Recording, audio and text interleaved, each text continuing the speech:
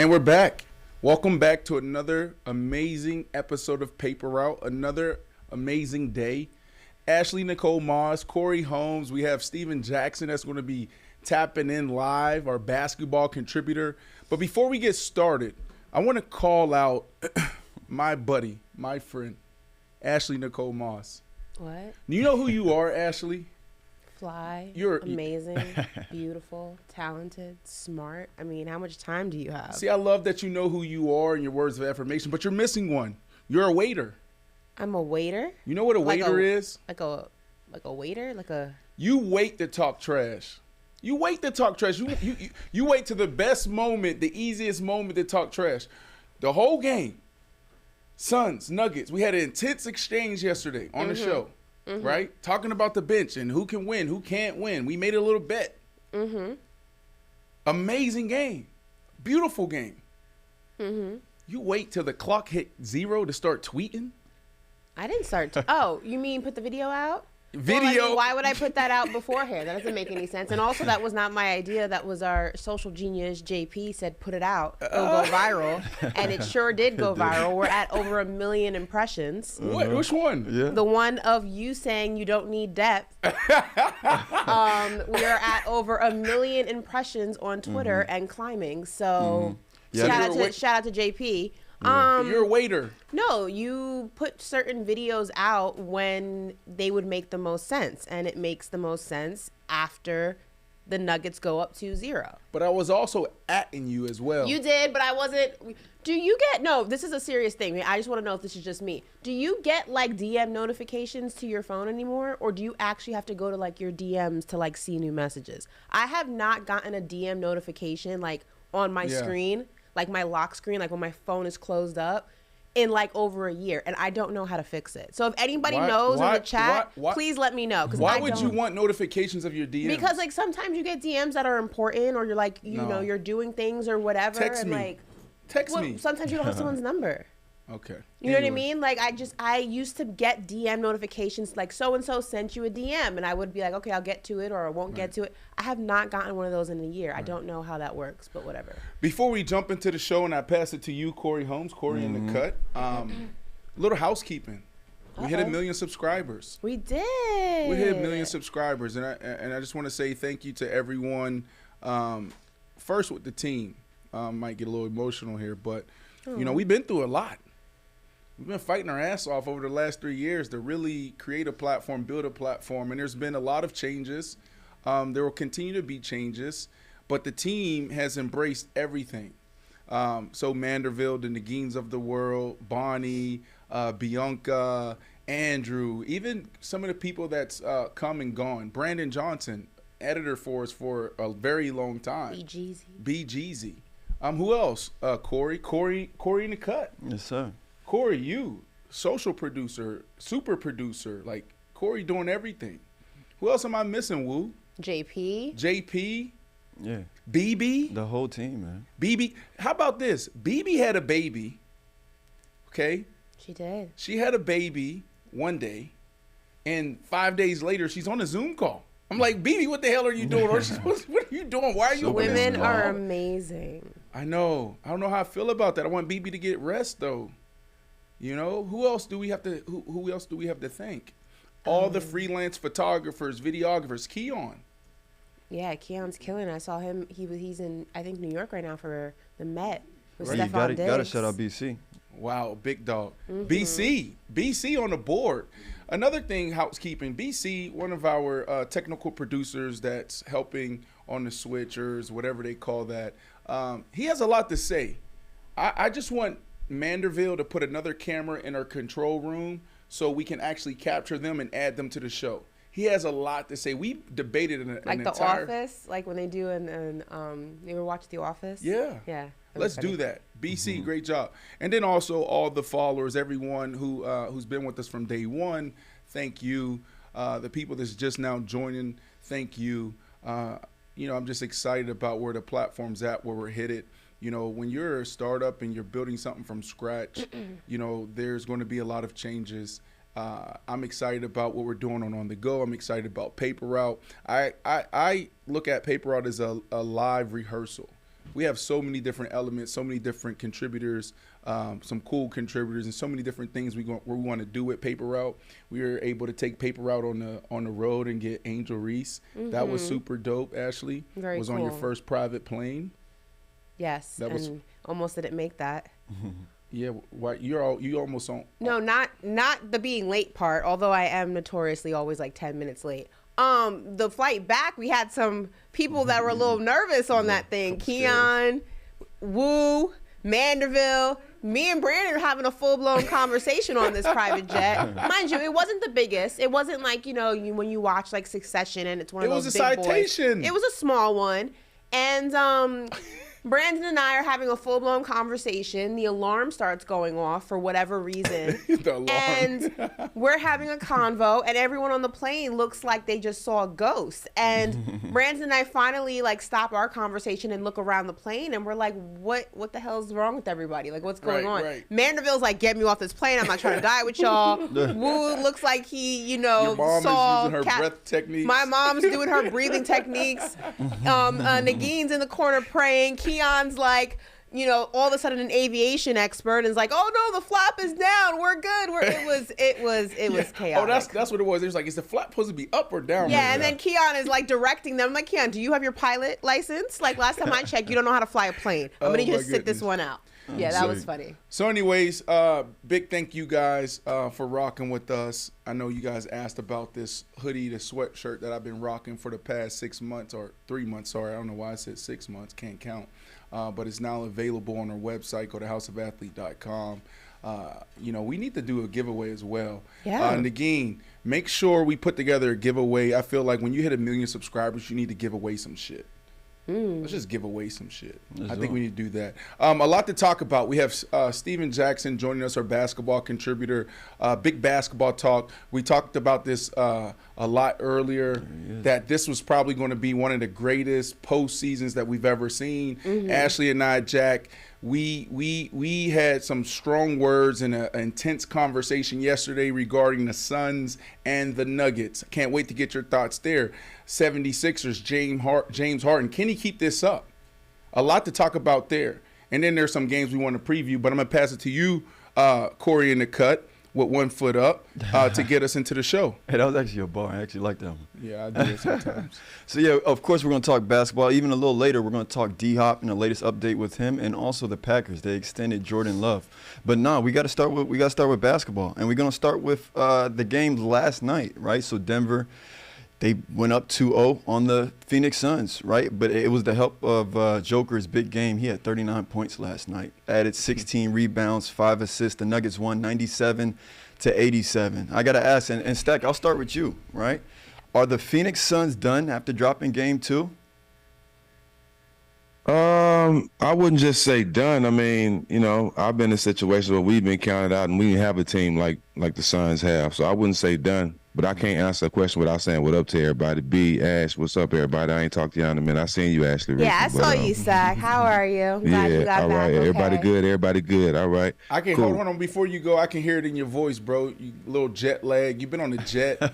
You've been in Houston. You've been in Vegas. You've been in LA. You've been in Philly. Like, what city's next? What's been going on? Give us a quick update.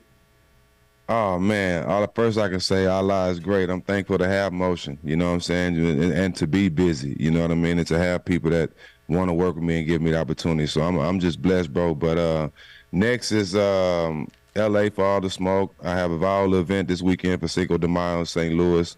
And, we got to get ready for this next big fight, B, Errol Spence and Bud Crawford. Ooh, you going? I gotta take a picture of this 3-box. Oh, yes, sir. Yes, sir. I'm going. Who you got? Early prediction, or is it too soon? No, it's not early prediction. It's just me. I'm loyal, B. And if anywhere I'm with you on this earth, I'm gonna have your back, and I'm the same way with everybody. I'm loyal too.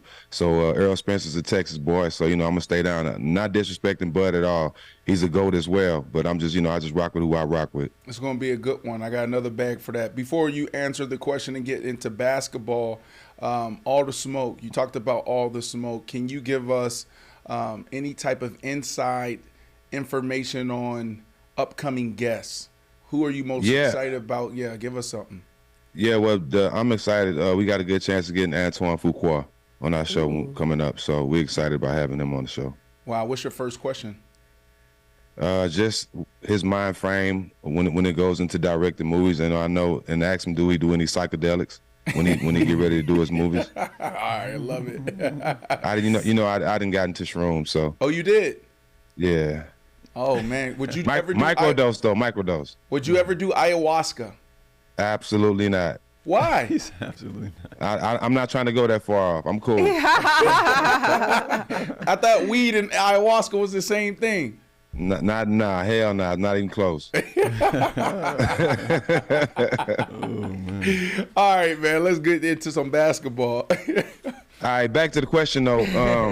I don't think they've done, because like I said, I've been on teams where we were counted out and we was able to come back. And win. I remember the year we won the championship with San Antonio, and game 1, the first round, Steph Marbury hit a half-court shot at the buzzer for them to beat us in game 1 at home.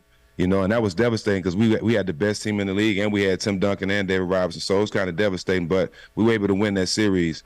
You have Devin Booker and you have Kevin Durant. Those two guys can win one game for you, or win 2 or 3 games for you. So I wouldn't say that they out of it, but I would say this to Denver's credit: they on a mission. They understand what people's been saying about Jokic the last few years about how he's MVP and he can't get out the first round.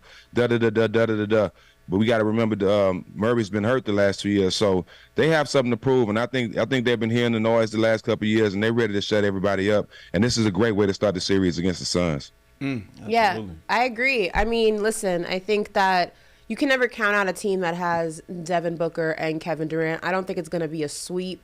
They're going to fight back. I just don't, and we had this conversation yesterday. Brandon notoriously went on record and said depth does not matter. A bench does not matter when you have Kevin Durant and Devin Booker and CP3, who has a groin injury, who has probably the worst luck when it comes to the playoffs and staying healthy. Also, the Suns bench scored a total of 4 points last night. That is a problem. Concerning. Now, again, the bench for the Denver Nuggets was not as intimidating as they could have been, but defensively, they made up for it. All the scorers -1 for the Denver Nuggets were in double digits. That helps. Jokic had the highest, had the most points on the board, but as we saw in game 1, they won when Jokic dropped 24. That is the definition of a complete, deep roster. The Suns don't have that. And Stack, you and I went on record and said this weeks ago. That was going to be a problem. Maybe not in the first round, but as you get deeper into the playoffs, you start facing the better teams, the more complete teams. And it is hard to compete against a team like that when you don't have the weapons. Kevin Durant, yes, again, one of the best. Devin Booker, superstar. It is just not enough when you're going against a team that can hit you from multiple angles and whose superstar, Jokic, does not have to be the primary scorer every single night. I don't know what the Suns are going to do to combat that when they do not have the pieces. And now you're down 1 with CP3 probably being out for a few games or the entire series. You want to respond or you want me to go, Stack? Nah, I'm agreeing with him. Okay, you're agreeing with her. Because yesterday, Ashley and I, we tend every once in a while to get into these heated conversations, debate. It's all love. We shake hands, we hug before we leave the studio, right? And this was a huge, this was probably our second major argument on paper route. I don't know if it was an argument. You were just wrong and loud. Loud and wrong. I was loud. I was loud, but I wasn't wrong. Listen, so here's what I heard you say. That they lost because of the Nuggets' depth. When did you hear me? Who said that? Well, that's what you just said, basically. You're talking about you get to the second round, depth matter. Depth does matter, and you brought up the Suns' points. The bench only scored 4 points, opposed to the Nuggets' 13 points that they had. Their bench scored 4 points, Brandon. You don't think that's an issue? So here's what I want to say. No, I don't think it's an issue. The issue for me, Stack, and tell me if I'm wrong. Damn, Stack, that's what you're going to do too? Damn, Stack, you want some smoke too? 4 points coming from your bench is an issue, bro. Okay, all right, but here's the thing though, Stack. If the bench matters, then why didn't Malone go to the bench? His starters, they played 183 minutes opposed to the Suns 169 minutes. And then when we're talking about the bench, we're talking about 9 minutes. We're talking about 9 points. Rebounds was even. Nobody did nothing from deep. And then also, when you really look at it, to me, the problem was KD. He was 2 for 12 from 3. Yeah. From 3. That was the problem. And then when CP3 did go down, which was something that we talked about, and this is something that happens every single postseason, you had Payne come in, and he was super cold. He didn't do anything.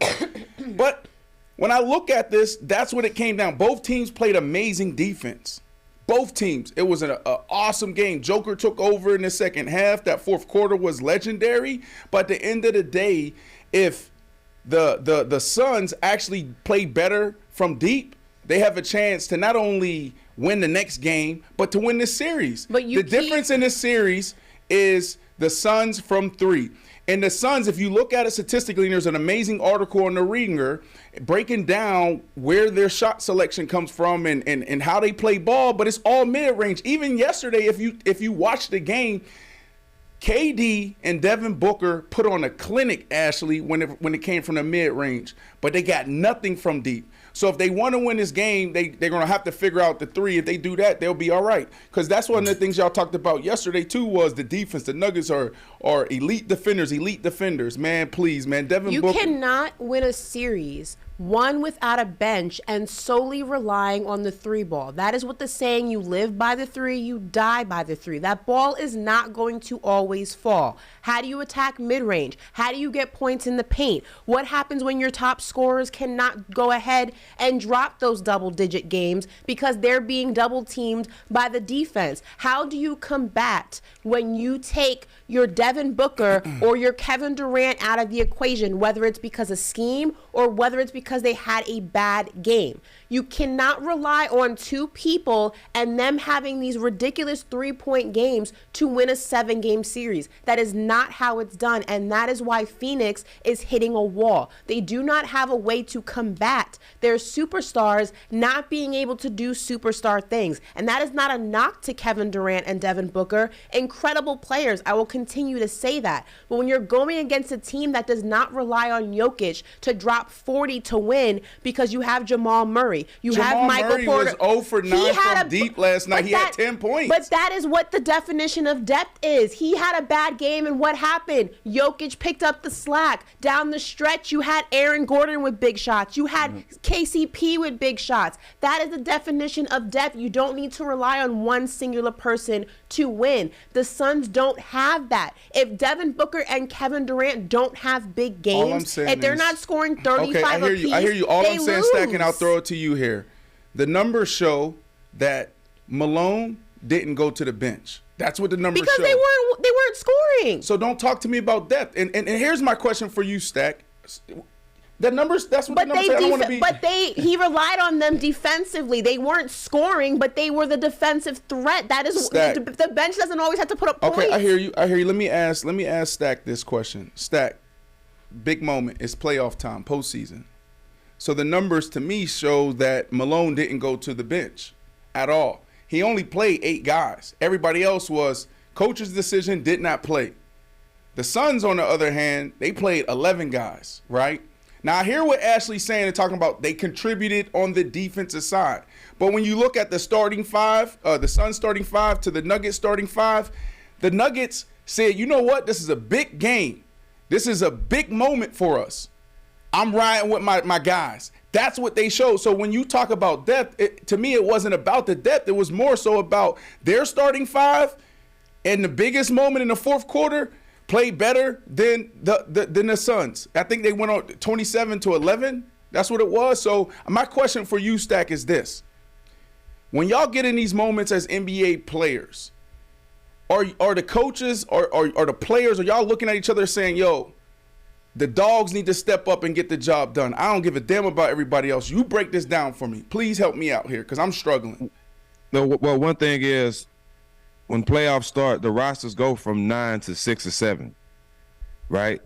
Regular season, you play 9 to 10 guys all year round just to keep guys healthy and keep guys being able to play the whole season. Playoffs come, rosters drop immediately. Some games you might only see 6 or 7 guys play. You know, you might not see the whole roster. So the rosters drop. Second, when you have a guy like Aaron Gordon, who's a starter, but also he's showing that he's playing great defense on KD these first 2 games, you got to ride that. You got to let that go. You know what I'm saying? Because your starter's going to play most of the minutes in the playoffs anyway. So both of y'all are right to a certain extent. That he didn't go deep in his bench because the roster's short. He's only using 6 or 7 guys, right? The starters are going to play most of the minutes in the playoffs. But at the same time, why play 11 guys when you're playing 11 guys and nobody's getting the job done? You need to cut the roster down to 6 or 7 guys that can play, that can get a rhythm, that can go in the playoffs. Because if you play 11 guys, it's going to be impossible for everybody to have a rhythm. In the playoffs, you got to play those 7 guys that you know going to be there every night to get the job done. And Phoenix is not showing that right now. They're not showing any of that. I think for Denver, for the most part, the guys that are playing, they're coming out there, they're being effective and being a star in their role. They're doing what they need to do to stay on the court. And for the short minutes they're playing, they're being super effective to be able to get these wins. Can they do it on the road? Will Phoenix play better on the road? We'll see. But right now, Malone is calling every shot the correct way he needs to call them to be up 2-0 in the series. I will say this, Ashley. Watching that game last night, the Nuggets for sure is the better team, right? Now I'm not conceding to you when it comes to depth, all right? I want to get back to the game. Watching that game, man, and I'll be honest with you, this is my first time like really sitting down. Let me ask you though, then why do you think they're the better team? It's if you're not conceding with the no, depth conversation, why are they better? This is basically what I'm saying, Stack, right? This has been our conversation, our debate over the last week or so, right? It's come up a couple times before, but really gotten into it recently.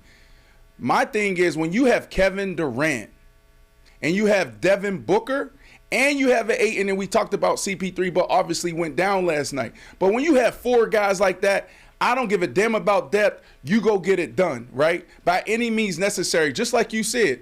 All right, we were 12 guys deep in the regular season, 15 guys deep in the regular season. Now, those 6 to 7 to 8 guys, y'all got to stand up and do y'all thing. And I went back and I looked at career playoff points, the top points, the average points career-wise over the last 20 years, 30 years. You have Michael Jordan, who averaged 29 or 33 points in a postseason. His entire career, 179 games. And then you had number 2, y'all guy, Allen Iverson. Y'all were just with him, averaging 29 points. And then you have guys up there like LeBron James. You have Kevin Durant. Even Steph Curry made his way up there as well. Even Devin Booker was in the top 10. So my thing is, in these big moments, the big players are going to do more. We saw that last night, and we'll get to this. But James Harden, no Embiid, he goes for 45. Why? Because he had to. So that's that conversation. But that doesn't take away from the Denver Nuggets. I still have 2 questions. That doesn't take away from the Denver Nuggets. I'm gonna answer your question. Sorry, I'm long-winded. Okay. That doesn't take away from the Denver Nuggets. When I watched the Denver Nuggets last night, right, like what Stack said, it's like they're on a mission. And it's more so Joker, even, what's his name, K something P, what's his name? I'm sorry, I can't barely talk. Pope. Oh, my goodness. He was on a mission last night. He really was the difference maker in my eyes, right, in so many different moments. But the way they played the game, like everybody's getting a shot. It was like Joker is Drew Brees. What did you just say? The way they played the game. And then what was the sentence after that? You tell me. Everybody's getting a shot. Everybody Everybody is getting a shot. Let's get over this depth thing. We're not talking about depth anymore. You just said it. We're talking about there was only 3 guys that actually contributed in a major way. I started off this conversation asking you, why are the Denver Nuggets better?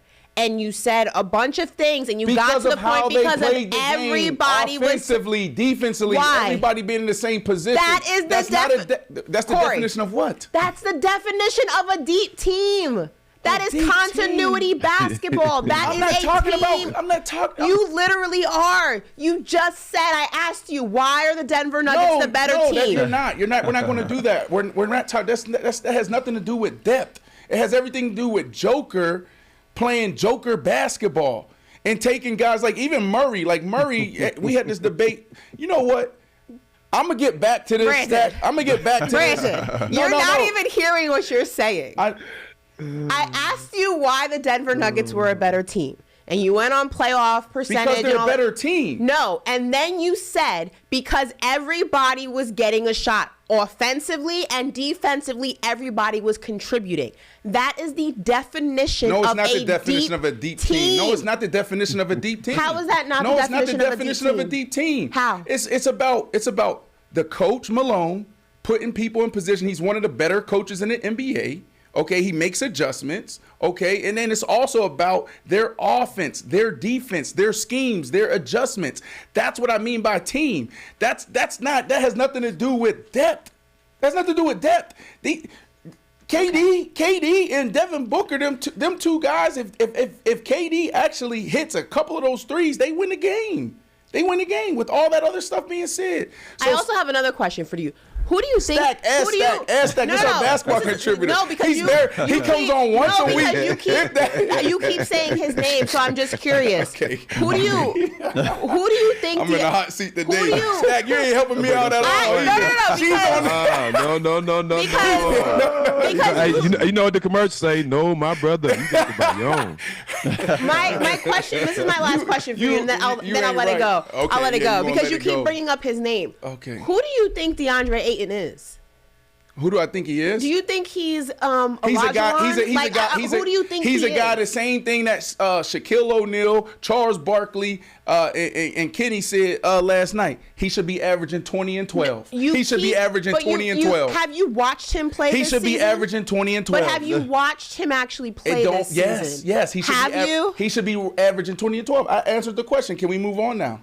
Okay, I don't think you've actually watched him this season because you're putting a lot of stock into DeAndre Ayton. Stack, and that's no shade, Let me throw this to Stack but you're putting a lot of stock in DeAndre Ayton. Stack, this is what I'll throw to you. What I saw last night was Ayton head down on the defensive side, right? Now Joker got the best of him. My question for you, when you have a guy like Ayton going against, we're talking about the back-to-back MVP, right? He won't make it. He won't probably get it this year. That'll probably be Embiid. But when you have such a load on the defensive side, how much does that affect the offensive side? That's basketball, though. You got to play offense and defense. I don't care who you guard. I mean, you got to be able to do both, especially in games like this, in a series like this against the number one seed. Jokic is and that's easier said than done. But Jokic is a problem, man. He's the back-to-back MVP for a reason. His footwork and his moves around the basket is what separate him from a lot of big men.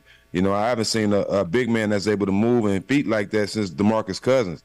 So it's a hard task, but he has to do it. I mean, I always try to put myself in his shoes, and I remember when I had to guard Dirk in round one.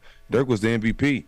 He was impossible to stop that year, but we found a way to do it, and we had to score points. So I don't like when people make the excuse, well, I got to guard him, and it took away from my offense. Yeah, putting the extra effort on defense is harder, and it might take away from your offense a little bit, but you got to find a way to do both.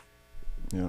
Real quick, Stack, before we move on, what are the keys to success for the Suns if they hope to even the series this weekend in Phoenix? They got to stop everybody else from scoring. That's a big part of the way Denver gets their wins. Everybody's contributing. I think if they kind of try to stay home and everybody else, Jokic's gonna get his points. You know what I'm saying? He gonna get all those spin layups and those little weird shots and threes.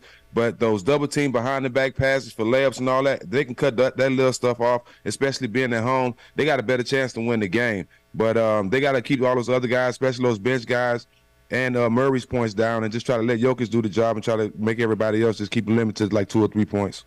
Yep. We'll see Game 3 Friday night.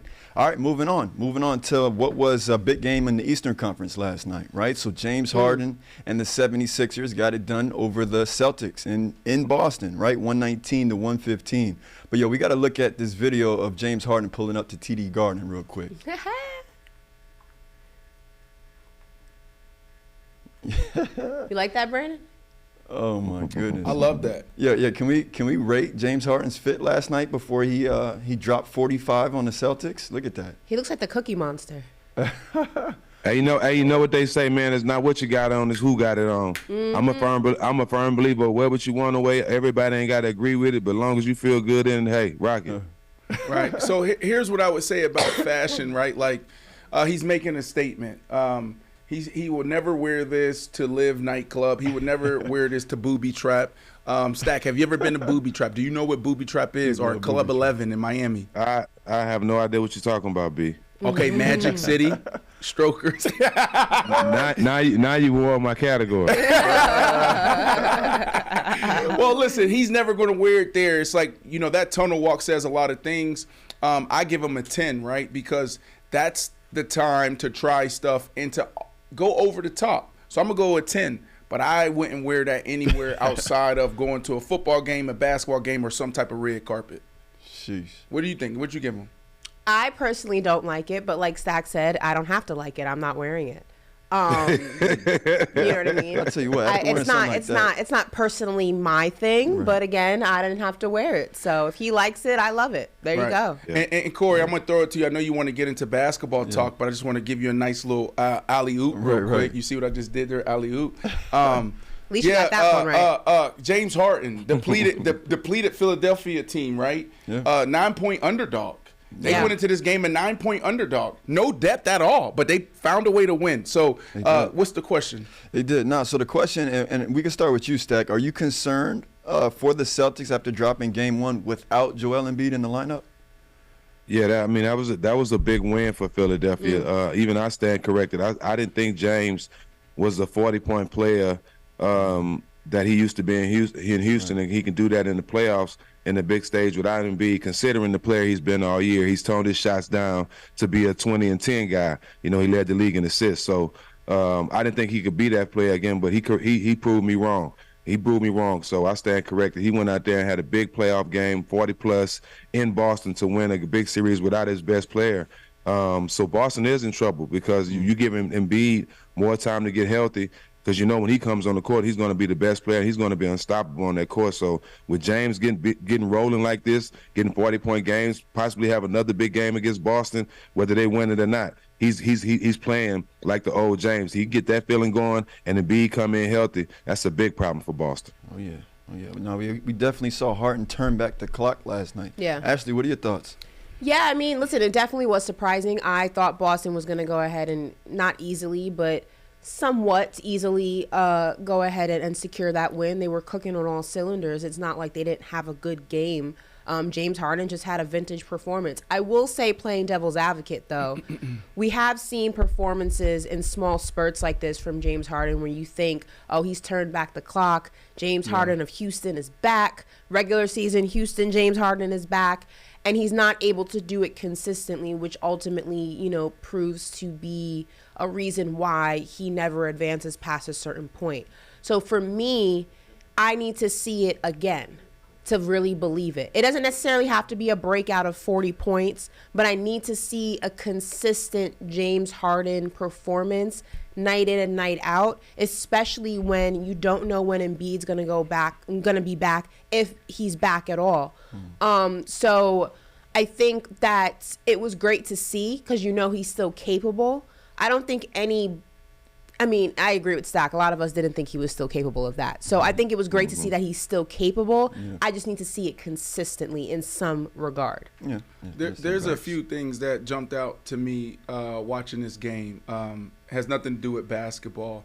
After the game, after they won, James Harden yelled at his teammates, "Get off the court." Yeah. Right?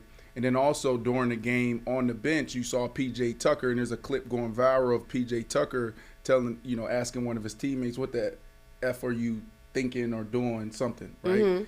Mm-hmm. And what that tells me is the intensity, the want to, the desire, right? And it's similar to what you said earlier, Stack, with the Nuggets, right? Like they're on a mission. And so there's something special about a team that's on a mission. And it seemed like the 76ers wanted it more than the Celtics last night. Mm-hmm. Now, if they can carry that and get Embiid back, I don't know what % he'll be able to play at, they have a chance to win this series for sure. No, they definitely – Boston should be a little bit I'm not gonna say that they should be highly concerned. Right. I still favor them to win this, especially if Embiid doesn't come back. And if he does come back, you don't even know what version or what percentage of Embiid you'll get. But Boston should be looking at themselves like, how the hell did we allow this to happen? Right. You have Jason Tatum and Jaylen Brown, one of the best tandems in the NBA. You have, I believe, what did he just win? Most improved player. Brogdon? Yeah, did he just win MIP this year? No, I'm not sure. Laurie Markkinen. Oh, so he won something. Six man. Oh, Brogdon. He won six man of the year. Brogdon, yeah. You have the Brogdon. 6 man of the year on your roster. You have the last year's DPOY on your roster, and you couldn't go ahead and beat a Joel Embiid-less 76ers team. They need to go and be in that film room figuring out what the hell did we do wrong. Well, Yeah, go ahead, Stack. They didn't pay attention to detail. As you right. They definitely in that film room. They upset with the way they paid attention to detail in the game plan. They didn't stick to it. You cannot possibly just have James Harden on that court with a whole bunch of guys that really can't make plays for themselves besides Maxey. You got to really pay attention to him and make other guys beat you. You can't let James go for a 40-point night for game one without Embiid. That just can't happen. Now, it's scary because, like I said, Embiid's going to come back and they can be a dangerous team. But for the most part, they in that film room right now looking like we let one get away from us. How did we let it happen, and what can we do to correct that? Because it's a harder series now. We put ourselves in a big hole. At home, no less. Right. You lost at home. Right. You didn't even lose on the road. Stack, let me ask you and Ashley this. James Harden made a comment after the game where he talked about, look, I know I can have a 40-point night, but, when I was doing that in Houston, everybody said I can't win this way, and everybody was talking about me. Then I change up my game, and I start being more of a distributor. Now people are saying I can't score, right? So which one is it? Do you think when he left Houston, he actually was intentional on changing his game and trying to be more of a facilitator than a scorer? Yeah, I mean, I think he has. And before I answer your question, let me go back to when you said he was telling his teammates to get off the court. I admired that because he's had those moments where he had success in big games in the playoffs and didn't get anywhere. He's focused on getting that chip and getting that burden off his shoulder because that's what he's thinking about. And he's trying to keep those guys focused on the big mission. This is one win. We need 15 more to be champions at the end of the season. So let's stay focused. So I respect him on that. But I definitely think he changed his game to not only cater to what people were saying, but to also to try to help the teams that he was on because the roles couldn't be the same. Once he left the Rockets, his role had to change. But for me, I think he cares too much. James is going down as one of the best players to ever touch a basketball, a Hall of Famer, one of the best scorers we've ever seen touch a basketball. I think he cares too much. I think at this point, just play your game, go out there and be the best teammate you can be, right? I didn't care about what people said about me outside of basketball because I knew at the end of the day, they're gonna love me when I'm playing good and they're gonna hate me when I'm playing bad. You know what I'm saying? So, and James is 10 times a better player than I ever could be. So for him, he should just need to focus, and I think he's off to a great start. Just focus on doing what he got to do. But can he do that? Is the big question was that Ashley said, and what everybody is going to keep saying. Can he do that same thing with Embiid to get a championship? Besides just doing the one game. So Ashley, let me start with you and Stack. You can follow up if you want to. So if James Harden was intentional in changing his game and being more a facilitator, right? And I don't know why. Maybe he was trying to think about longevity and extending his career, or this is the way to win a championship. Now that he had that moment, and he also said, like, look, I haven't felt that or been in that zone in a very long time. I know as a football player, it could be different for a basketball player or maybe another athlete, but when you feel that, it's like when you get in that zone, you can stay there for a couple of games. You can stay there for a longer stretch. Do you think James Harden can actually carry this through the rest of this series and maybe even longer if they get past them, Ashley? That's the biggest question mark because we haven't seen James Harden do what James Harden can do consistently. And it goes back maybe to a lot of what Stack was saying. He cares too much about the perception of his game, right? You have to just play the game that got you to where you are. And maybe it's, making slight adjustments here and there. Maybe he does have to balance a little bit, be a little bit more of a facilitator and a little bit more of a scorer at 50-50, maybe 60-40. But you can't lean towards one side more than the other so drastically that it changes your game.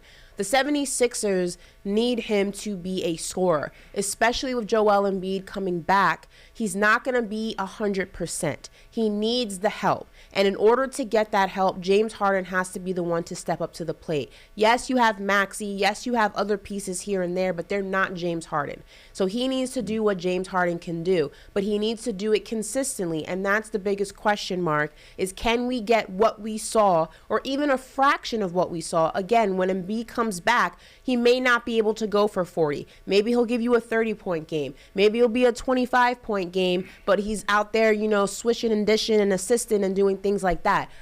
You need to give me a version of that consistently every night in this series to win. Otherwise, the 76ers are in trouble. So Stack, before we go to the previews of tonight's games, big games tonight, let me ask you this question.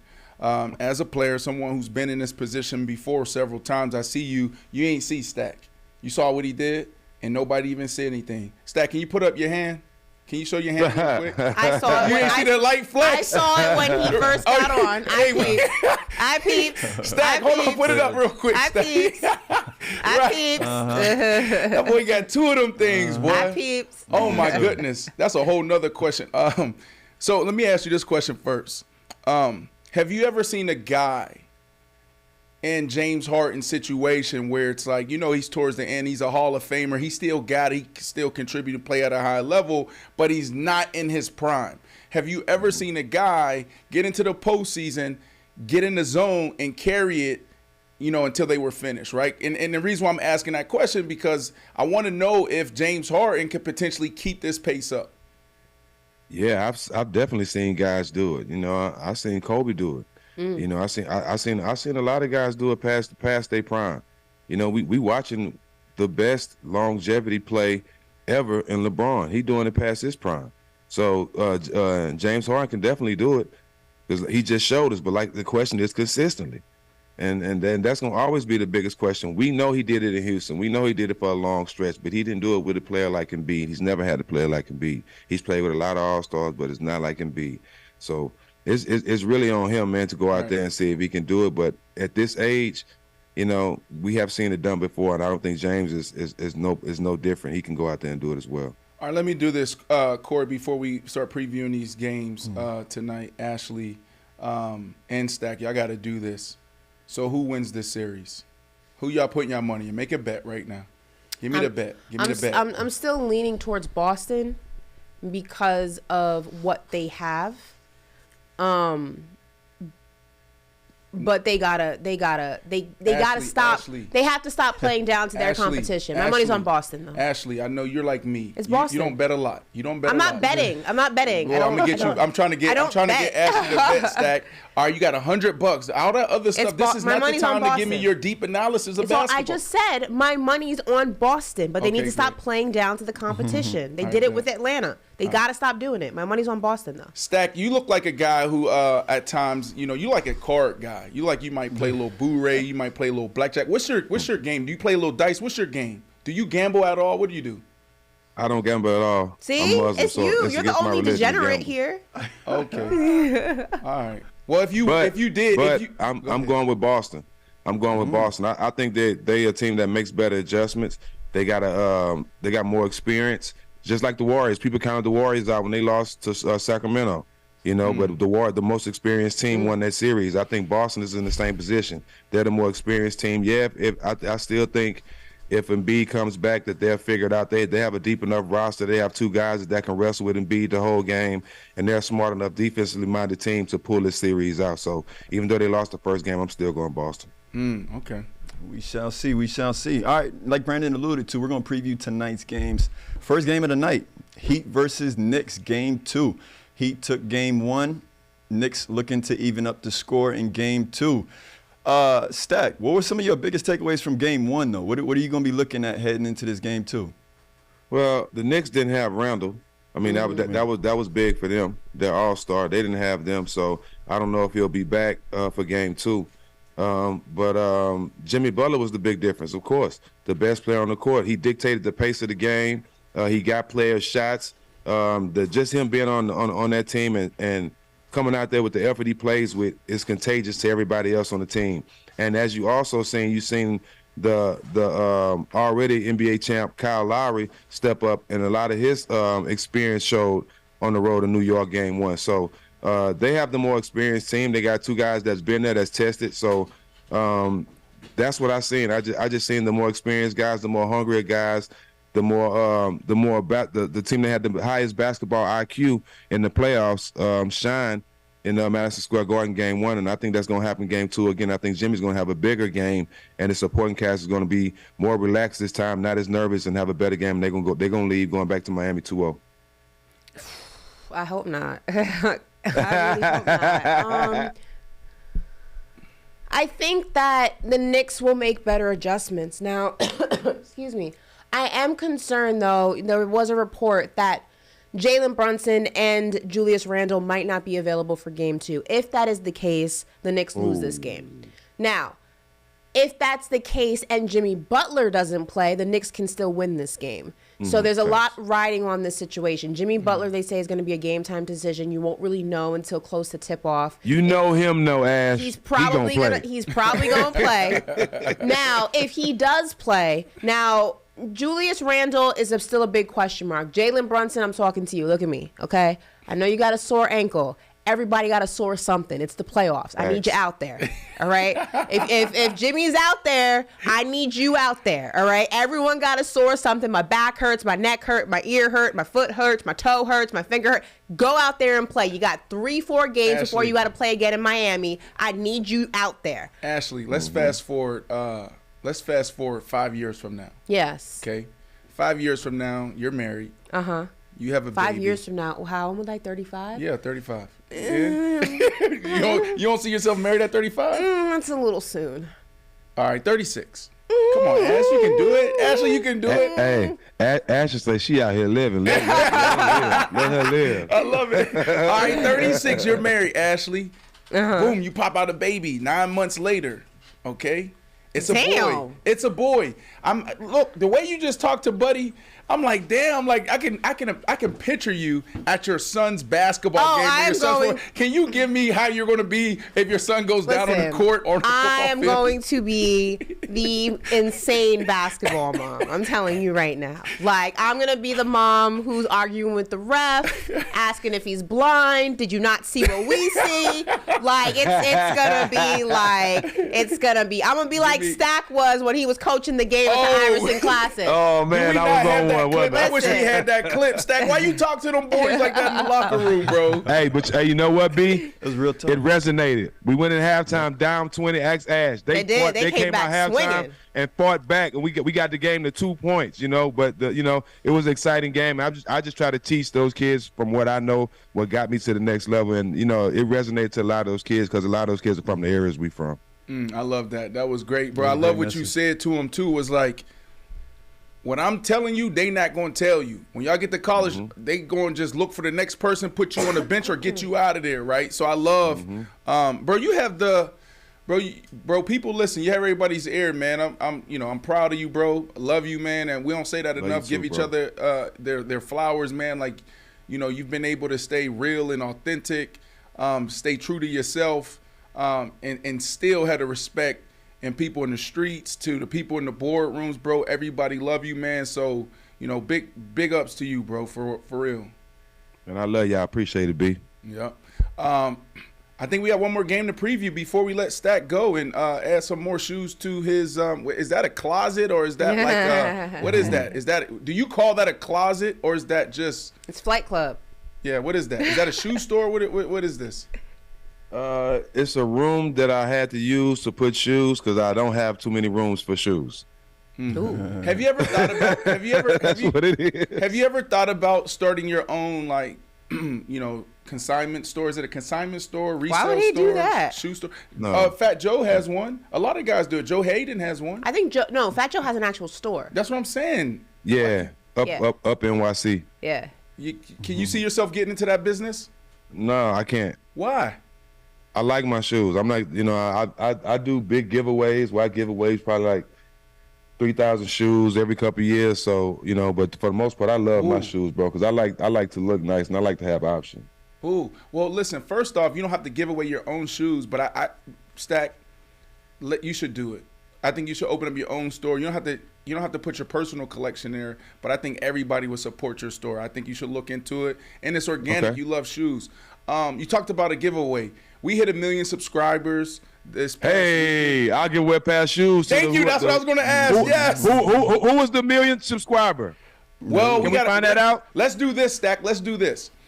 Let us put together a giveaway challenge. Okay, so let us put our heads together over the next day or two, and then we'll come back out and we'll figure out, the details and who we're going to give it to. But do you have a pair of shoes that you have in mind?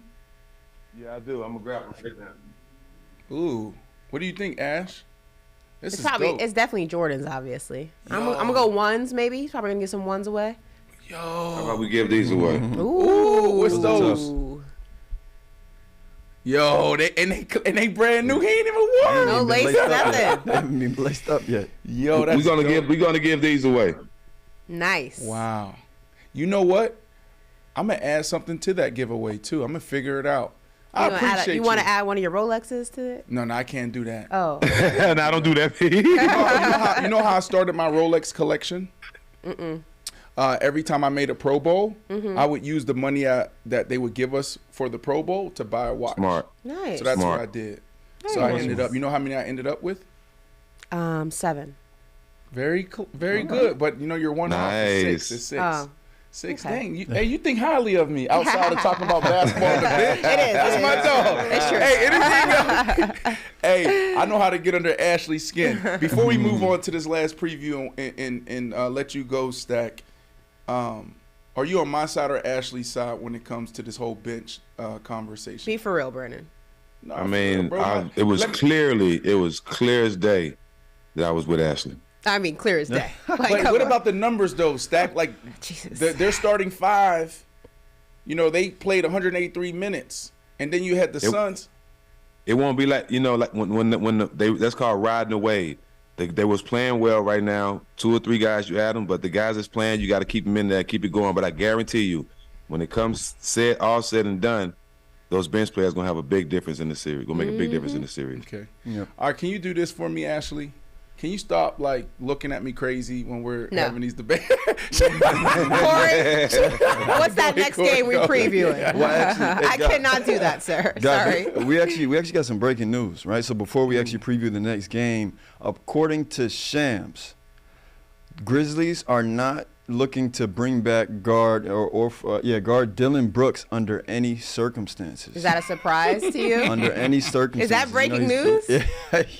Yo, but they said under any circumstances that they don't want to bring Dillon Brooks back. Yeah, that's not. So it's not surprising. Not a surprise to you, Stack. I just for me, I think it's bullshit. You know what I mean? I mean, I guess if you offend LeBron, everybody get mad. I guess when you compete against LeBron, everybody get mad. Yeah, he got a chip on his shoulder. Yeah, he might say some things, but he ain't the first player to do that. Right. Ron Artest did it. I did it. Draymond does it. Like, I don't understand. I guess he poked the wrong bear, but I don't agree with that shit. I don't agree with them coming out and saying that shit. Baltimore did the same shit with Lamar Jackson. Tried to come out and demean him so nobody else wouldn't sign it. Nobody else wouldn't sign him. I've been in those shoes where people try to demean your character and say these certain things about you and don't understand that this guy just like playing the game a certain type of way. He play hard. Is he the most talented player? No. But he competes. He's in the NBA for a reason. Y'all signed him. Y'all brought him there for a reason. But don't demean him now because he said some things or he might have ruffled y'all feathers. Okay, what would have been better for me? For Memphis to come out and say, you know what? We can't have Ja doing all this and Dillon. We have to get rid of one of them for the betterment of our organization. But don't just try to single Dillon Brooks out just because he played the game a certain way with a chip on his shoulder to make it seem like he's a bad guy and we just gonna come out and say we don't want to bring him back at all. I think that's bullshit on their behalf. Yeah. I think there's some truth to that. I think that he contributed to an unnecessary distraction when the team was already dealing with a lot. And obviously, Ashley, you put that in the best way. I couldn't say it in those words, but that's exactly what I was trying to say. You can't get rid of John Morant, obviously. And Dillon Brooks went ahead and contributed to the distraction of the Memphis Grizzlies. And also, not only did he contribute to the distraction, but he didn't contribute on the court. So it's a double whammy. Now, had he gone ahead and poked LeBron and the Grizzlies advanced, this wouldn't be a conversation. Yeah. But Facts. You poke LeBron, you poke this one, you poke that one, and now you're being sent home. The teams, 1, 2, 3 Cancun, and the teams that you poked are still in the playoffs. Right. His whole trash talking mantra, just his whole trash talking personality just backfired because he didn't produce. And I think that's what the biggest X on him is for the situation. So I'm not surprised. Yeah. And that's why when people try to compare them type of guys to us when we was in the league, you can't. They can never be us because we started the two-way shit. We played defense and offense, and we backed it up. We ain't just talking. We walked it. So and that's the difference. I say too many guys play come through their mouth and not in their game. It's a lot of guys like that. A lot of guys like to talk it, but they don't back it up in their game today. Back then, we backed it up. Ron Artest is going to talk to you crazy, elbow you in the mouth, but he's going to stop you from getting 30 and give you 30. I've seen it happen to too many stars. A lot of the top players in the game, who they was on the commercials and all that, Ron shut them down and gave them 30. But the league didn't talk about it because Ron let you know he was doing it. He wasn't quiet about it. Hey, one of the things that I thought was extremely entertaining, Stack, during the last series, the Grizzlies and the Lakers, was the pregame chants. Did you guys hear him? And I'm about to chop up what they were saying, but it was like Shanghai Warriors. Did y'all hear him say Shanghai Warriors or Shanghai Sharks? There it is. They were saying Shanghai Sharks, right? Basically saying that Dillon Brooks, that's where he's going to be playing next year. That's terrible. Yeah. So my question for you is, what's next for Dillon Brooks? Dang. I mean, we've seen players get blackballed. I pray to God this ain't the situation because he's in the NBA for a reason, so he still has a lot of great years left. He's a great defender. He's one of those guys that get under people's skin, so he belongs in the league. That's not a question. But we've seen guys get blackballed. We've seen all the teams bind together and turn against players. We've seen it happen too many times, especially guys like Dillon Brooks that don't march to the beat of the drum that they want you to march to. So it could happen. He could be done, but like I said, I pray to God a guy like that who I love to watch play, who takes pride and passion on both ends of the court. I like to see guys like that because too many guys friends today. Yeah. Shanghai Sharks. Yeah, that's crazy. Everybody try to send somebody to China like that's like hey, people, they got a statue of Stephon Marbury in China. Don't try it. Ain't nothing wrong with China. Listen, you can make big bread. Right. Listen, T-Mac, Marbury, AI, they'll never go broke because they got love in China like nobody's business. Don't sleep on China. Listen. And China's big. China's basketball is huge in China. So that's where he's going to be. Shanghai Sharks. I'm not saying that, but you know what? A lot of people will try to demean that, and they can't make the church league or the YMCA league. So if his career comes to that, then he's still better than 90% of the world in basketball. You know what I mean? It happens. A lot of us started off overseas. So it's not a knock. It's not a knock to him. We'll take him. We'll take him on the Nets. We need a defender. I like where we're at right now. The Spurs like guys like that too. What's the next game we preview? We're not talking about Brooklyn. Good luck to Dillon Brooks. Him in some NBA colors next season. But all right, we got game 1, Lakers versus Warriors, right? And LeBron James versus Steph Curry, a matchup we're all too familiar with, but for the first time in the Western semifinals. So, I got to ask, and Stack, of course, we'll start with you. What would the Lakers have to do if they wish to advance to the Western Conference Finals? And I'll ask the same about the Warriors, too. Well, Anthony Davis got to be Anthony Davis. We know LeBron's going to do what LeBron can do. He's going to be the most all-around complete player on the court. I think it's going to be to which team pays attention to detail the best, and if Draymond can do it and Looney can do a great job on Anthony Davis.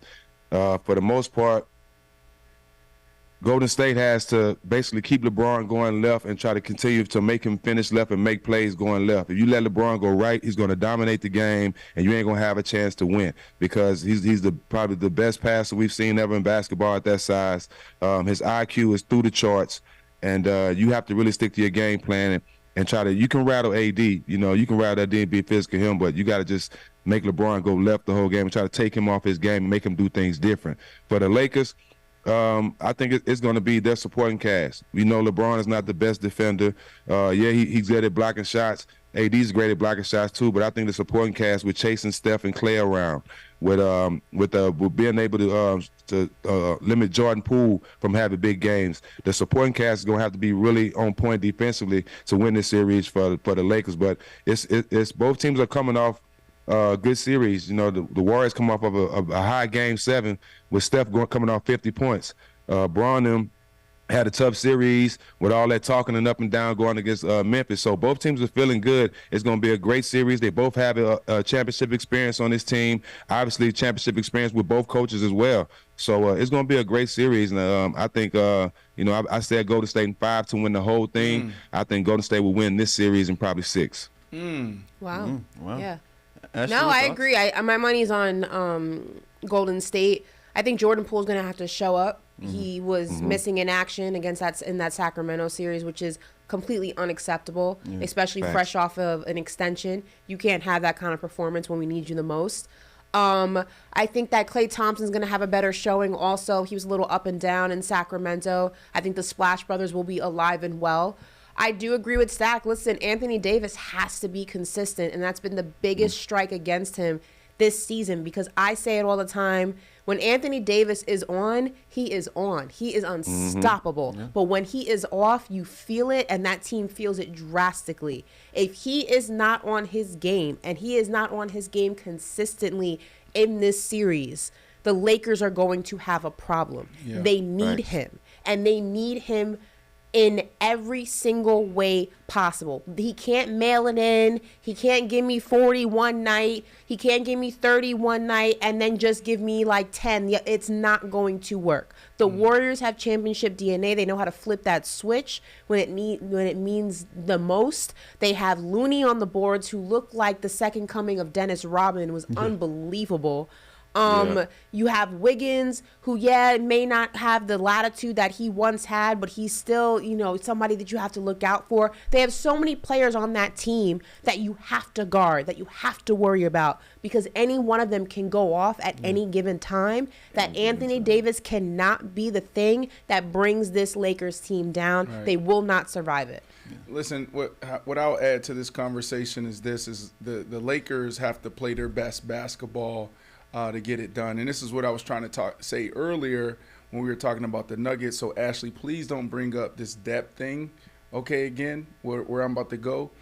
But the Warriors are a lot like the Nuggets, right? Like, everybody knows their role. Everybody's in position. They're so efficient. So even on like a B night for them, they still can beat the Lakers or any other team if they're not on their A game, right? This reminds me a lot, and the series is actually closer, or the matchup is actually closer than what the series I'm about to talk about. Remember the Cavs and the Warriors, where LeBron, he had Team Swish, right? J.R. Smith. J.R. Smith. I think Kevin Love may have went down. Kyrie Irving may have went down, or some type of combination of those guys, but they still had an opportunity to win. They should have won that if JR hit that shot and then didn't make that one mistake. So I say that because LeBron James team on their A game, AD on his A game, everything you guys just said, they could be in this game. They could be in this series in a major way. So I'm excited about this series. Is this a real rivalry? I keep hearing this thing like, oh, it's a rivalry, LeBron James and Steph Curry. I mean, kind of. I mean, Klay Thompson, I believe, grew up going to Laker games. He's from that area, I believe. So right. He said he's been waiting 12 years for this. Draymond and LeBron have that clutch relationship, so that's going to be interesting. Steph, I mean, I wouldn't say it's very interesting. I wouldn't say it's like very, very interesting, Steph. Did you see the? Hold on, can we time out for a second? What did y'all say? The clutch relationship. Can I just say, Draymond? I am so disappointed in him. There was a report that came. There was a report that came out yesterday that this man actually requested days off. Right. to go ahead and be able to see LeBron potentially break the scoring record. Draymond, you play for the Golden State Warriors. Are you insane? Who requests days off from his own team to go watch another man break a scoring record? I see Stack doing something like that. Stack would never do that as an active player. Are you crazy? Here's my argument to why Stack would do this. I don't believe it. No, he wouldn't. Let's take Matt Barnes. No, he wouldn't. Let's take Matt Barnes, for example, right? Matt Barnes, if he's in that same position, I know y'all relationship is tighter now in post-career because everything you guys are building together, all the smoke and some other projects you guys are working on. But let's say that same relationship existed in the NBA. Stop shaking your head. Like, you got to hear my argument first. You got to hear my argument first. I know. You're so real. You're so real. You would want to be with your partner in one of his biggest moments in his career? Hey, Tim Duncan has broken records when we was playing and I didn't show up. One thing about it, bro, is if I'm on the team and I'm not on your team and you're doing some amazing things, that has nothing to do with the situation I'm in. The guys that I'm with now deserve my loyalty.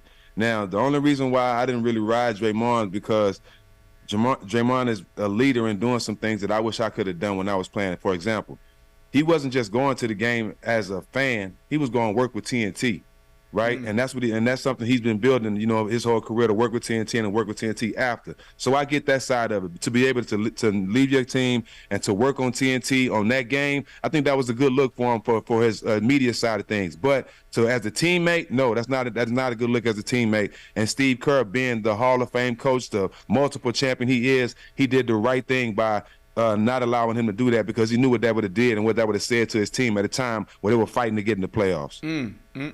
Okay. So it was foul for so no, I wouldn't have done it, B. No, hell no. Stack wouldn't have done that, B. Okay. Yeah. All right, great. Yeah. It wouldn't have happened. All right, where we at? We're done. We're done with Stack. We're done with Stack. Basketball contributor. Thank you for giving us Much your love, deep analysis.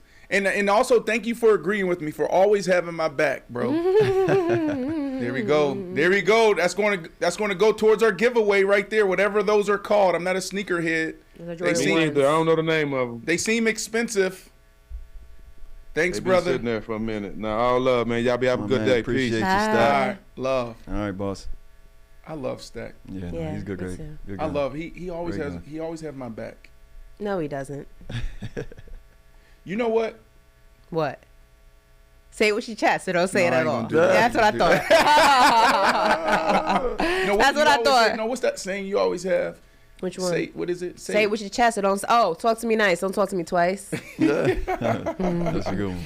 All right. We're going to move on to the daily route, right? Cover some more stories in sports. And we're going to transition to football, right? So the Packers just announced that they signed quarterback Jordan Love to a one-year extension worth $22.5 million, right? Love is now entering his first year with a starter. And Brandon, I'll start with you, of course. With this Rodgers trade behind them, what are now your expectations for the Green Bay Packers and Jordan Love?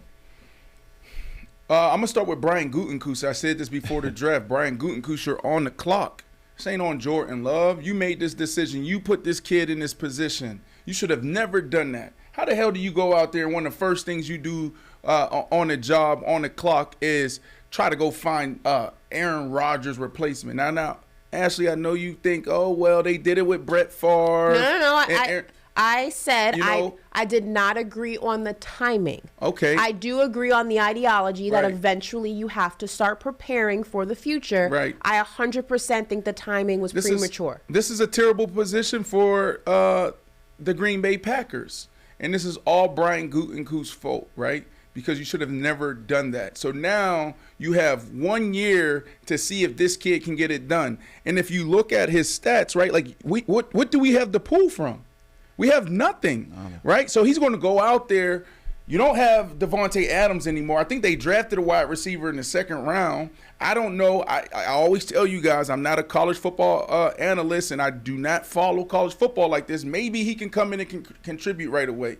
But they don't have the right guys around him. So I'm trying to pull up his stats here. This is what we have to pull from, Ashley, right? This kid,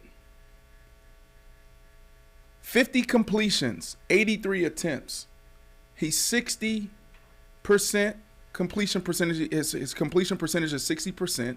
He has 606 yards in 4 years, right? Obviously, because Aaron Rodgers has been playing. So we have nothing to go off of.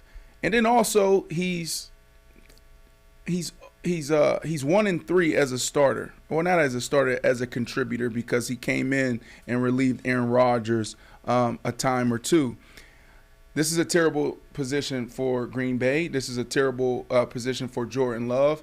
I think Jordan Love should breathe. I think Jordan Love should take it one day at a time. Don't put too much on his shoulders because he's not Superman. Don't go out there and think that, oh, I got to follow in the footsteps of not only Aaron Rodgers, but also Brett Favre. So Brett Favre to Aaron Rodgers, now I'm the next. No, bro, there's a process, right? And if you go out there and you don't light it up like Aaron Rodgers, it's okay. Just continue to take one step at a time and take one day at a time and just get better.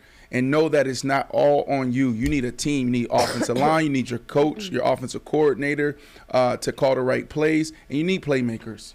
Yeah, I mean, I hope that the Green Bay coaching staff, front office, the organization as a whole has that same ideology, because expecting a miracle from Jordan Love when this is really his first attempt at leading this team, and it's a team that's not 100% a rebuild, but not a team that's going to be expected to truly compete. It's a limbo team.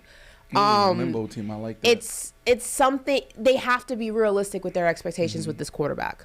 And hopefully they are. Hopefully they're not expecting him to go out there and, produce miracles. I don't think there's a lot of pressure on the Green Bay Packers this season, which should work to his advantage. And hopefully, I think the moral of this story is hopefully the Packers are going into the situation wanting to be competitive, wanting to win. Nobody goes into a season like, oh, well, we're going to lose every game. Screw it. That's not how it works. But being realistic in the expectations for what this team is in the post-Aaron Rodgers era. Right. I would say this, Corey, the positive side of this situation is he didn't sit behind Aaron Rodgers for, 3 years, right? That's special. But it's only special if I wonder if there was that teacher-student relationship. Yeah, but even that's when you get everything out of the relationship. But I don't think you need that, right? Like you can walk in the locker room, you can be in that meeting room and just watch a guy, right? Like I never forget sitting in our team meeting room and seeing Rod Smith. Rod Smith, he should be a Hall of Fame receiver. He played for the Denver Broncos. Definitely a Hall of Fame receiver for the Denver Broncos. I think he's already in the ring of honor there. But I didn't know how to take notes. I didn't know how to study. But I saw Rod Smith come out, and, bro, he was in year 10, 11, okay? And he had 10 different markers, and he have his playbook all laid out. And every time Coach Shanahan would go through a concepts that he's been running for 10, 11 years, dragon, looky, stick, all go special, and he would literally mark everything, write things down. And then if I wasn't doing it, he would take one of his pens and throw it at me. Right? But that's that relationship that you're talking, right? Yeah. That's the accountability, and we don't know if that existed between Aaron Rodgers, Jordan Love, but he was able to watch how he prepared. And I think what you get out of Aaron Rodgers, I don't think you get an amazing classroom guy. And this is my thoughts, because I'm not in that room. I've never even asked anybody this question. But I think the thing that makes Aaron Rodgers special is his I don't give a F mentality, because you need that playing at that level, right? Like how he deal with everyone talking about him every single day, his personal issues, who's he dating, how is he as a teammate? How does he lead? But that's good as an individual, but it's not good when you're a leader of a football team and then there's a young guy coming in underneath you who eventually will take your spot. The I don't give an F mentality is not beneficial to his development. To Jordan Love? Yes. No, I think it is. I'm talking about Jordan Love sitting back, watching, being a fly on the wall. And that's, I think, one of the things that you have to master if you want to be successful at that level is eliminating distractions. And part of that is, how do I approach reading the comments or reading paper route? You see what I did right there? There's a art and science to that, because it's hard not to see those things. And so being able to see how he's operated at his highest moments, lowest moments, you can pull from that, right? And then also how he reads the field, right? How he approaches the game, seeing him in a 2-minute drill, seeing him in 4 minutes, seeing him 2 minutes before the half opposed to the end of the game. Mm-hmm. There's a lot that you can learn from Aaron Rodgers there. I think he's one of the best players our game has ever seen. I think he's special. I think he's a freak. And we'll see what happens. I just think about it in relationships that I've witnessed in terms of the NFL. I mean, Tony Romo did it for Dak Prescott. Right. I believe Alex Smith in some regard did it for Patrick Mahomes. Like, it's not about necessarily. And Kaepernick, right? Didn't he? Yeah, I mean, poor Alex Smith. I mean, you don't have it doesn't have to be like you're babying them, but you would expect some sort of passing of the torch in some regard to that young quarterback sitting on the bench observing, as difficult as it probably may be. And I just can't envision Aaron Rodgers doing that for Jordan Love. So while, yes, he may have absorbed some knowledge by simply observing, yep. I don't think that you can diminish or equate that to what it would have been if they actually sat down with each other and Aaron Rodgers said, hey, man, check this out. This is what – and I don't know if Rodgers did that. Yeah. No, I agree with you there 100%. When Aaron Rodgers talks about Jordan Love, he does talk about him in a way that makes you believe that there was a relationship there where he helped him out. Okay. And then think about his press conference with the Jets last week, or was it last week or it was last week? Yeah. They asked him about Zach Wilson, the quarterback they drafted in the first round, flamed out a little bit last year. Had a tough year last year. The last 2 years been tough for him. He says, I'm going to make him better. I'm going to help him. Right? So that's the Aaron Rodgers that we know publicly over the last couple of weeks, showing up for OTAs, being there. So it seems like there was some type of relationship there. But Ashley, let me say this though.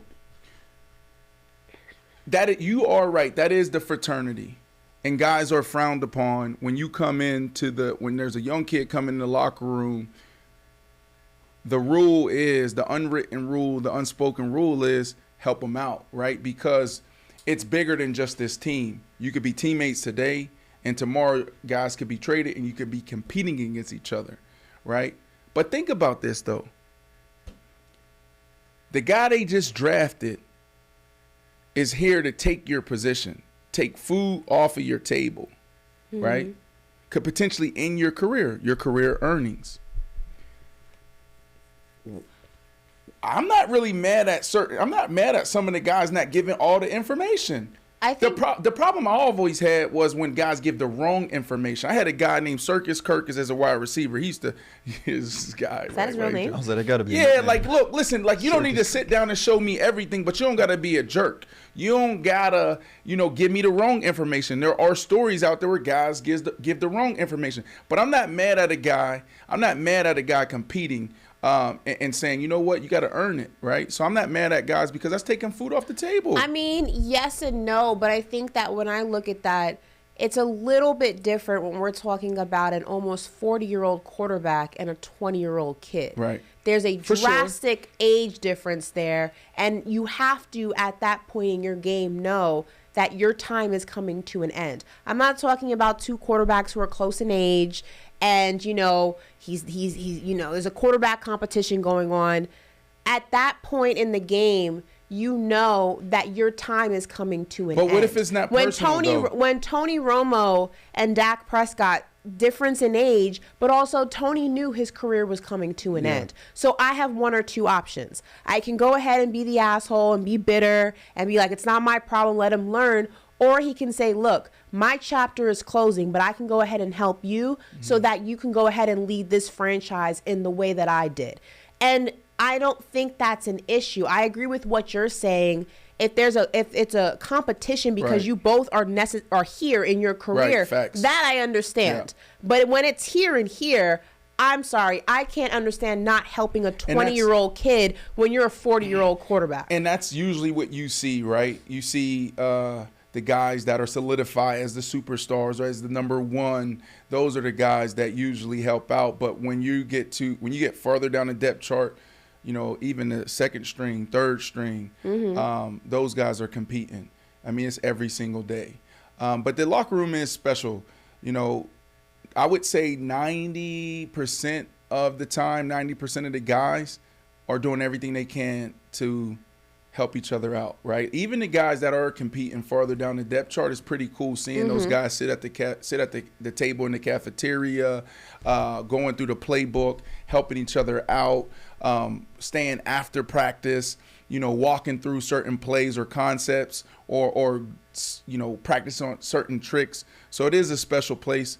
I kind of miss it. Corey, do you wanna before we move on, do you want to go ahead and push back against Fazion, one of our viewers? He said Rod Smith is not a Hall of Fame wide receiver. Oh, so Fazion, Ashley, have you ever seen me run from a fight? No, I'm just saying if you want to address it. On Fazion. He said, "Bring that ass here, boy." Pause. A Hall of Fame wide receiver.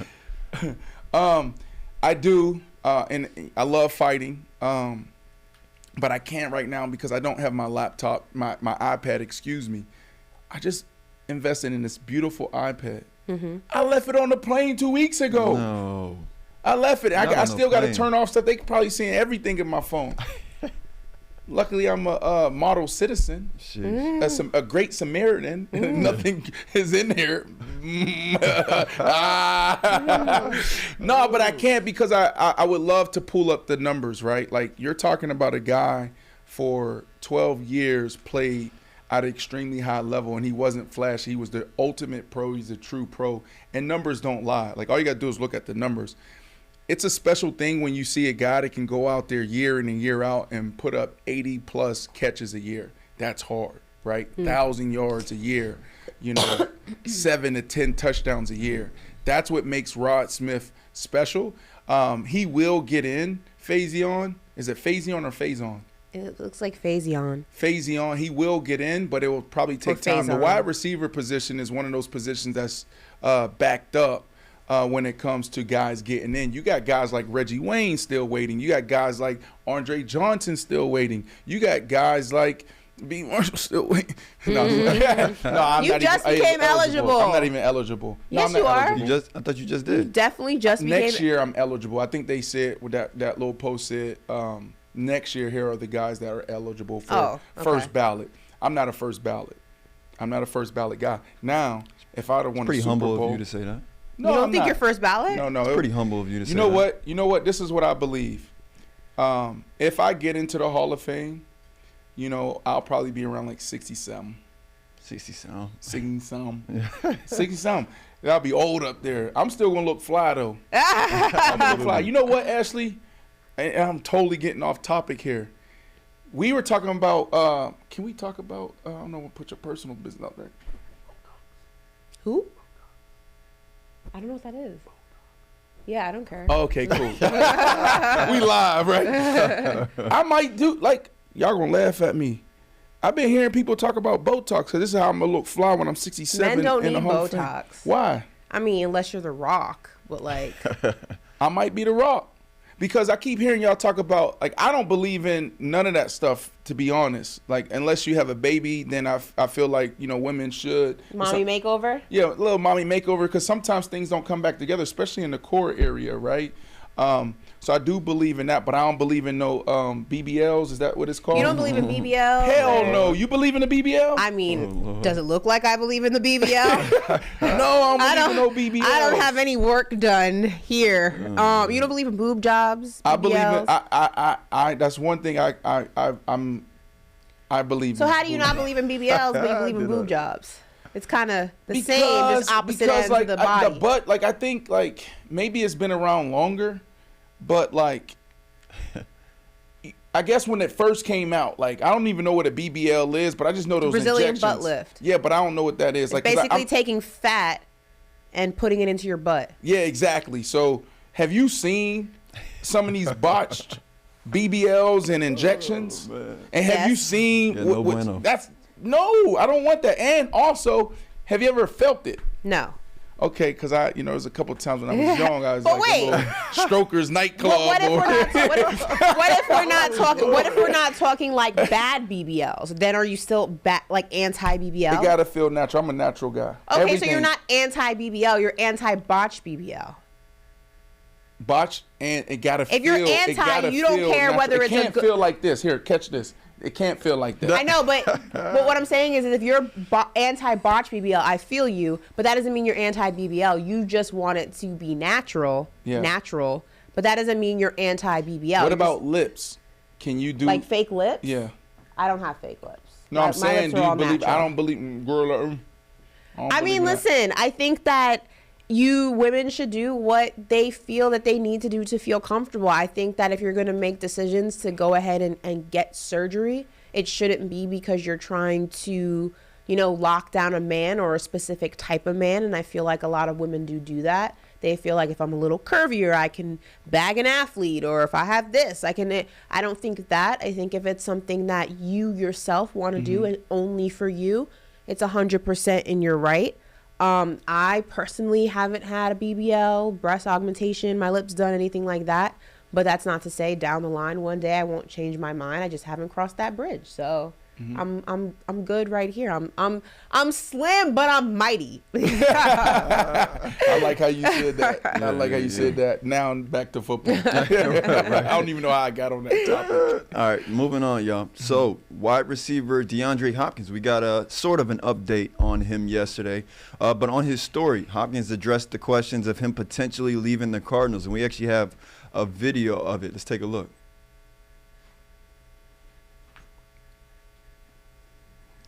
Believe we have that video for you guys, but if not, I see everybody tell me to stay. Who said I want to go? Who said I wanted to leave? I'm out here working, baby. What's up?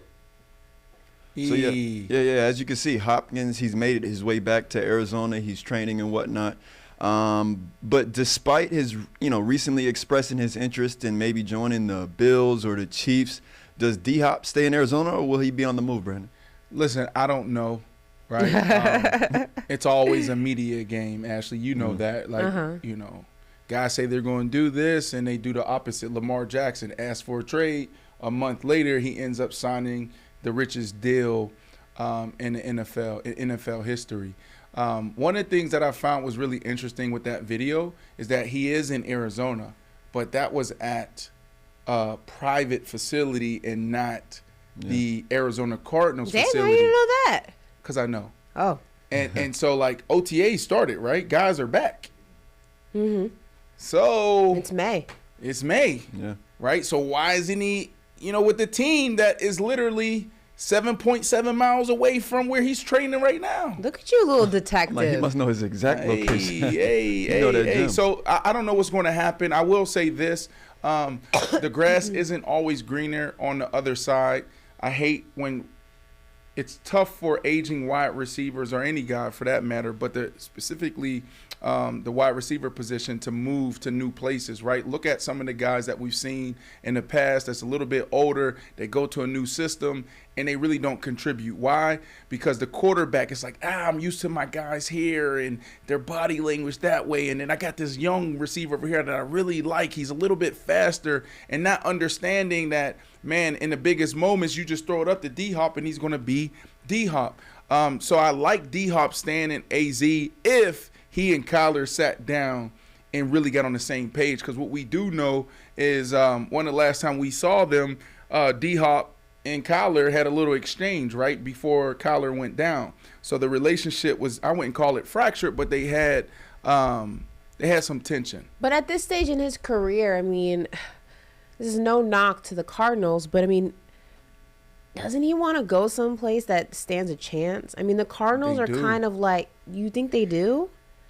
I hear what you're saying, but here's, if we don't know what Kyler... if Buffalo's on the table, if Dallas is on the table, if, I don't know. Kansas City is another one. Yes, Kansas City's on the table. I mean, you don't want to go to one of those. You're going to stay in Phoenix? Yes, but we also got Buda Baker who requested a trade too. That would be a big hit for that team. The Rams, do we think the Rams are going to be good next year? Right? I think Seattle's going to be tough again. Yeah. And then who else do you have in the division? Who's the last person in the division? The Rams, Seahawks, 49ers. 49ers. Oh yeah, you're right, Ashley. No, you're right. You're right. You're right. They don't. I'm just saying, Hop. Like. Yeah, you're right. Yeah. I'm thinking like they could potentially have a sneaky good year if Kyler comes back healthy. He's already running around, feeling good. I just don't know what I just don't know what's there. I don't know what's. Yeah, you're right. At this point, I don't know what's. I just feel like he would be better suited going someplace where he stands a chance of making some sort of noise, and I just don't see that happening in Arizona. Yep. I kind of just feel like get out while you can, if you can. If you can't, you can't. But here, Ashley, take this. This is my notepad. Here's my pencil. What am I doing with this? Take notes real quick. Take this note down. Okay. All right. It's okay. Right, you ready? Uh-huh. It's okay to say I'm sorry. It's okay to concede. Uh-huh. You saw what I just did? Uh-huh. I said I agree with you. Right. Right? Because there's going to come a time here in the next couple of weeks or maybe in football season where you're going to say something, I'm going to say something, we're going to be debating. What are you doing? I'm writing. Okay. Where you're going to have to say, you know what, Brandon, you're right. You're right, Brandon. I was wrong. Okay? So make sure you take that note down. Yeah. Corey, can we zoom in on my note here? There we go. love that. Can we zoom in on my note? I love it. Yeah. You need help. You need help. See that? There's my note, folks. Ashley. He asked me to take notes, and I took notes. So Oh, Indeed. my. there we go. Here Listen. you go. That's for you. You can always remember this conversation. Brandon's too Someone funny. help her, please. All right, we're going to move on to Factor Foolish. How about that? So, Factor Foolish. Remember, I'm going to read these guys a statement. They got to determine whether it's Factor Foolish and give their explanation why. So, first one, we're actually going to go back to Jordan Love. Jordan Love leads Packers to the playoffs this season. Factor Foolish. All right, let's bring a lot of energy to this Factor Foolish segment, Ashley, to land the plane. In football, every game, the coaches will come in the locker room, they say, start fast, finish strong. Okay, so we're going to finish strong. All right, here we go. So the question was what, Corey? Jordan Love leads Packers to the playoffs this season. Factor Foolish. Foolish. Absolutely foolish. Foolish. No way. But there's a small chance because we don't know if this guy could be the third quarterback in Green Bay Packer history that plays and hold it down for 15 plus years. But right now, today, it's foolish. I agree. Foolish. All right, next one, guys. And these next few, we're really going to be kind of just highlighting the Lakers-Warriors game. So for the first one, Lakers and Warriors series go to Game 7. Factor Foolish. I say Game 6, so foolish. Jeez. The Lakers. I say fact. I say fact here. They did it in Cleveland, right? Depleted Cavs team, right? Was able to push them to a Game 7. Cavs Warriors. Remember? It's going to happen again. It's going to happen again. LeBron's he's going to have a lot of juice, a lot of energy. He's going to make a statement. AD's going to play pissed off. He's been hearing us, Ashley. He's a bust. He's always hurt. The real question is, how many times, we should have asked this question, the over under here. Do you take the over or under? All right, let's say 5. How many times does he fall down, right, and actually go like this, ow, hold something. So are you going to take the over 5 or under 5 I'm in the not series? taking either. Oh, in the series? Yeah, in the Oh, series. that's over. It's I over. think he's talking about tonight. I think it's no, the whole series is a push. Hell, maybe tonight. That's what I'm saying. I'm like, there's going to be a time he might fall down AD fall 5 tonight. He's times going to get up. He's going to be healthy. Yeah, he's going to right. finish this postseason healthy and feeling good about himself. But he's definitely going to fall tonight and throughout this whole series where he's like, ooh, ah. And then LeBron going to look at him like, boy, if you don't get through. All right, come on. Hey, well, now speaking of Anthony Davis, this one's pertaining to him too. Kevon Looney out-rebounds Anthony Davis in this series. Keep in mind, Looney had 3 games last series with over 20 boards. Factor foolish. Kevon Looney out-rebounds Anthony Davis. Foolish. Foolish, all right. Foolish. I think we're going to see bubble Anthony Davis, Ashley.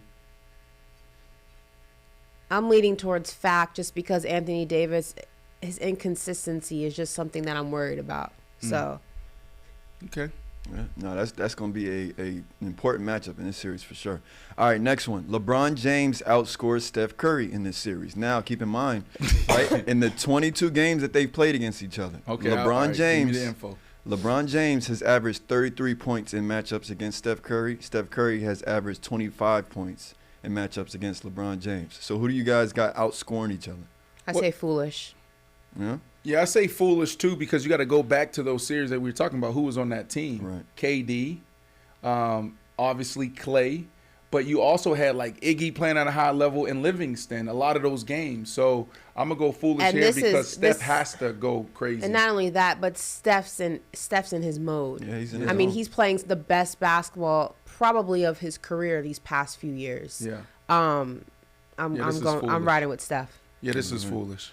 All right, this one's kind of, like a prediction of the future here with the Warriors.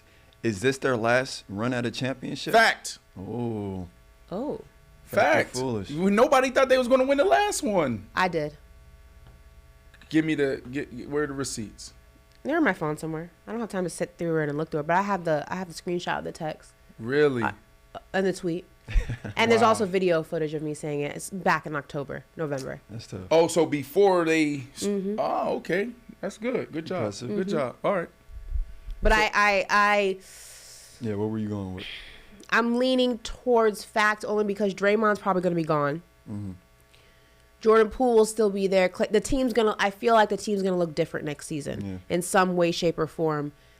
And that's going to go ahead and contribute to this narrative. I also think that teams in the West are going to be better next season. You can never count them out. I don't want to say it's move. Could they make a move? I don't want to say it's their last run. I want to say the window drastically closes. You think Wiggins A lot. retires a Warrior? Like, do you think he stays on the Warriors? Yes. Yeah. Fact. He's in a good place. Yeah, I This agree. is great for He stays Wiggs. there. Yeah, I And agree. he's also playing great since he's been back No, from he his is. sabbatical. And I don't know. This is the last. I don't know. I'm leaning towards foolish. I they don't need know. a lot of help, Ashley. I don't know who's I up. Who can't- can they I go can't- get? Who can they trade for? They need help. You're right. The team is going I to don't look know. different next year. I'm 50-50 on this one. Yeah. I can't. I just feel like this is the first year that they've been heavily reliant on just Steph.